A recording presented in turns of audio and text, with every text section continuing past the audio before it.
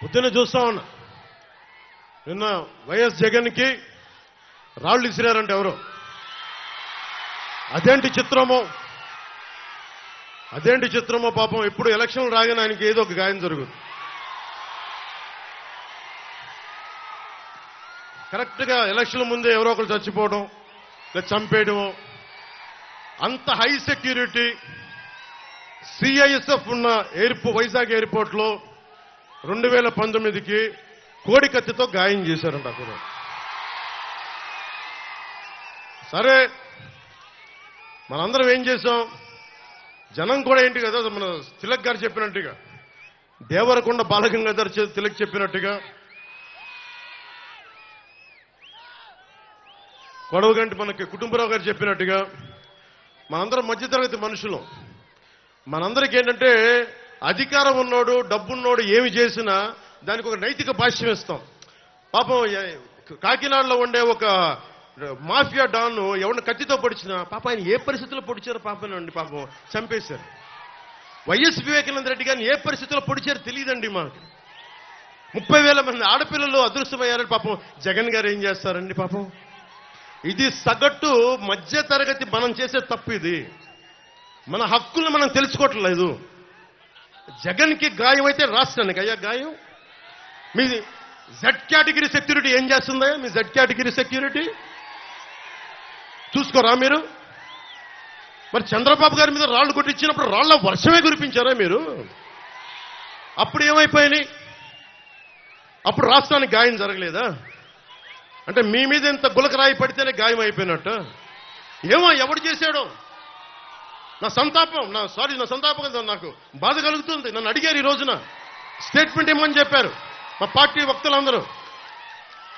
Sir Jagan గారికి ఇలా దెబ్బ తగిలింది అంటే నన్ను ఏం చేయమంటారన్న? ఆయనకి కొంచెం మీరు త్వరగా కోలుకోవాలని ఇవ్వంటే ఏమో అది నిజమో అబద్ధమో నాకేం తెలుసు.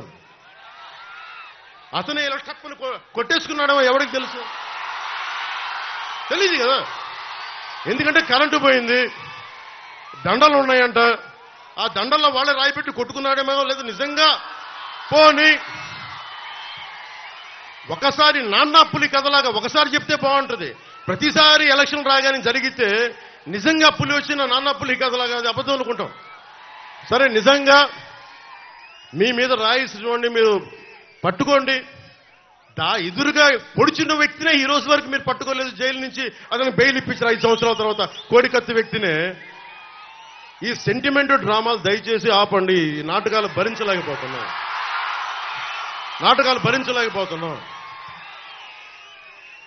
నేను వచ్చేటప్పుడు నా మీద బోల్డెన్ రాళ్లు పడతా ఉంటాయి. మనకి పీఆర్పీ టైంలో నేను ఖమ్మం వెళ్తా ఉంటే నా మీద రాళ్ల వర్షం. మా వాళ్ళందరికీ మోకాళ్ళు ఇరిగిపోయినాయి, నాకు ఈపుల మీద రాళ్లు పడ్డాయి. ఆ రోజు చెప్పుకోవడానికి మీడియా కూడా లేదు. మొత్తం కరెంట్ ఆపేశారు రాజశేఖర రెడ్డి గారి ప్రభుత్వం. మరి దెబ్బలు తిని మేము వచ్చాం. నా స్టేజ్లు కూల్చేశారు. కాదు, నేను ముఖ్యమంత్రి కొడుకుని కాదు కదా, ముఖ్యమంత్రిని కాదు కదా. మన కథలు ఎవరికి తెలియవు. జగన్ గారికి ఎంత రాగానే అయ్యయ్యో ఎంత బాధ జరుగుతుందండి, అయ్యయ్యో పాపం. అమర్నాథ్ని తిరుగు తోటలో కాల్ చేస్తే పాపం లేదు. అది వైసీపీ వాళ్ళకి పట్టదు. రేపల్లెల్లో ఒక ఆడపడుచుని దారుణంగా భర్త ముందు మనకి మానాన్ని పాడు చేస్తే పాపం దొంగతనం చేయడానికి వచ్చారండి. అలా అనుకోలేదండి. దొంగలని దుర్మార్గుల్ని వెనకేసుకొచ్చే వస్తే మనుషులు. జగన్ గారితో ఇంత పడగానే నాకు నిజంగా అనిపించింది, జెడ్ కేటగిరీ సెక్యూరిటీ మీరందరూ ఏమయ్యారయ్యా? పోలీస్ అధికారులు ఏమయ్యారు? డీజీపీ గారు ఏమైపోయారు? ఇంటెలిజెన్స్ ఆఫీసర్ గారు ఏమైపోయారు మీరంతా? ఒక అందరినీ దాడి చేసే వ్యక్తి అతని మీద దాడి చేయడానికి ఎవడన్నా సంతోషిస్తాడు? మనకి నిజంగా సాహసిస్తాడా? నిజంగా ఇంత యంత్రాంగం ఉండి పట్టుకోవడానికి మీకు ఎంతసేపు పట్టుకోవడానికి? రేపొద్దున ఎవడన్నా పట్టుకుని కూడా వాళ్ళు ప్రేరేపించారు, వీళ్ళు మీ వాడే చేశాడేమో. 2019లో మీ కూర్చోబెట్టి కోడి కత్తి కోసం జగన్ గారు సీఎం అవ్వాలని డ్రామా ఆడటానికి నేనే పొడిచానని ఆ అబ్బాయి చెప్పాడు. ఈరోజు అలాగే చేశారేమో కనుక్కోండి. కానీ నేను మీకు చెప్తున్నాను, ఇలాంటి డ్రామాలకి మనం పడాల్సిన అవసరం లేదు. దయచేసి పడకండి. నిర్ద్వందంగా దాన్ని తీసి పక్కన పెట్టండి. అరే, ఇద్దరు చెల్లెళ్ళు, సొంత చెల్లెళ్ళు. అరే, మా నాన్నగారిని చంపేశాడు, మా చిన్నాయిని చంపేశాడంటే అడ్డగోలుగా బద్దలు కొట్టి కత్తితో పొడిచి చంపితే అందరూ గుండెపోటు వచ్చి పడిపోయాడండి, గుండెపోటు వచ్చి పడిపోయండి. వీళ్ళ కథలు మనం ఎలా నమ్ముతాం?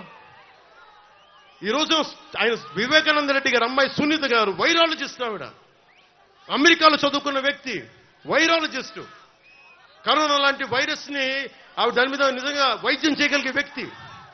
ఆవిడ కూర్చొని నా తండ్రిని చంపేశారు, నా తండ్రిని చంపారంటే ఒక్క పోలీస్ అధికారి దాని మీద మాట్లాడు.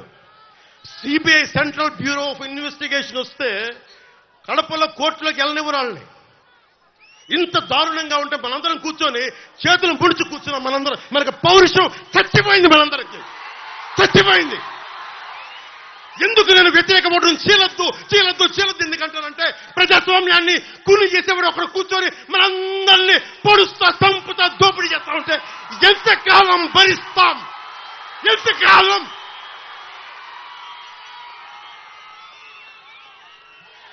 సుగాలి ప్రీతి 14 ఏళ్ల బిడ్డని స్కూల్కి వెళ్తే 10 మందిని నాశనం చేస్తే దాన్ని పట్టించుకోడు ఎవడు. జగన్మోహన్ కి బొక్క పడితే, చిన్న గులకరాయి పడితే రాష్ట్రం అంతా ఊగిపోద్ది. సగటు మనిషి బాధ మనకి తెలియదు, సగటు మనిషి బాధ మర్చిపోయాం. నిజంగా నాకు ఆవేదన ఉంది, ఏడుపు వస్తుంది. తప్పు జగన్మోహన్ రెడ్డి కాదు, మందే. మనకు పౌరుషం చచ్చిపోయింది. ఇందాక తినాలని చెప్పినట్టుగా దాస్యం చేసే కంటే కూడా చచ్చిపోవడం మేలు. దాస్యాన్ని ఆపేద్దాం.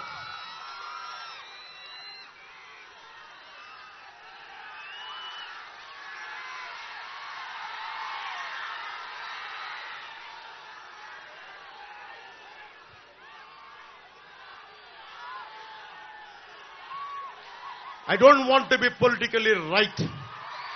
I don't want to be diplomatically right. I don't want to be convenient. I want to be right. అందుకని డిప్లొమసీ పక్కన పెట్టి గుండెల లోతుల నుంచి రాజకీయం చేద్దాం, గుండెల లోతుల నుంచి పాలిటిక్స్ చేద్దాం. మనం ఎవరం కులాలకి ప్రాంతాలకి దాటి గుంటూరు వినుకొండలో పుట్టిన జాషువా ఆయన స్ఫూర్తితోటి విశ్వనరుడి స్ఫూర్తిని తీసుకెళ్తే తప్ప ఈ ప్రభుత్వాలని మనం మార్చలేం. చంద్రబాబు గారికి, ముఖ్యంగా ఆలపాటి రాజా గారికి చాలా చాలా ధన్యవాదాలు. ఎందుకంటే మేమందరం కూడా కూర్చొని నా సైజు నేను తగ్గించుకున్నా. జనసేన ఓటు పెరిగి కూడా ఎందుకు తగ్గించుకున్నానంటే మీరు గెలవడానికి తగ్గించుకున్నాను. ఇంకొకసారి ఈ ప్రభుత్వాన్ని మనం తీసుకోలేం.